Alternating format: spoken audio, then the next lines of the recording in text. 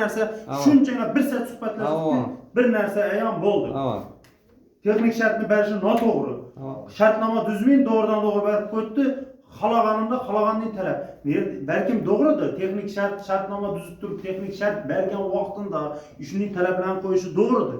Men ina shuni ko'paytirib olaman hozir. Bu qarorni yozamandan prokuraturaga o'tirib beraman.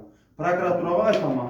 Bu 980 Palatasining navbatdagi majlisi bo'lib o'tdi. Unda deputatlar tomonidan ayollarni boshqarish tizimini takomillashtirish davlat organi yoki mansabdor shaxslarning qonunga xilof qarori yoki harakati va harakatsizligi tufayli yetkazilgan zararning o'rnini qoplash, aholiga qo'shimcha qulayliklar yaratishga qaratilgan hujjatlar atroflicha ko'rib chiqildi.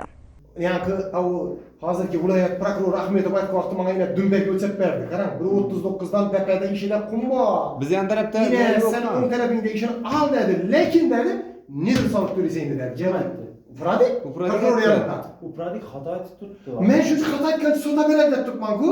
Qani shuni javobi? Ina-ku. Javoblari to'g'ri. 20 dona ina. Anladingmi? Sizga chiqargan xato javobi yo'q. Xolisona Hech qanaqa noroziman. Bilganmaydi, xato yo'q. Oddiy deb yozadingizlar, qarang. Upradik tomonidan Safarqonga berilgan texnik shartlar qonuniy kuchga ega emasmi? Agar kim qonun huquqiga berishingizni, agarki noqonuniy bo'lsa, ularga javobgarlik so'raveringizlar. Ularning javobgarlik bo'lganini men bilib chiqdim, lekin uning nishati yo'q hada beraman. Uni javobgarlik kerak bo'lgan uchun. Aytmay turibdi. Yana hozir men shuni so'rayman kelgandim. Yaqinda har qanday shu murojaatingizdan bir ijrosini so'rashingiz mumkin. men Navbatdagi masala davlat organi yoki uning mansabdor shaxslarining qonunga xilof qarori yoki harakati yoxud harakatsizligi tufayli yetkazilgan zararning o'rnini qoplash tizimini takomillashtirishga oid.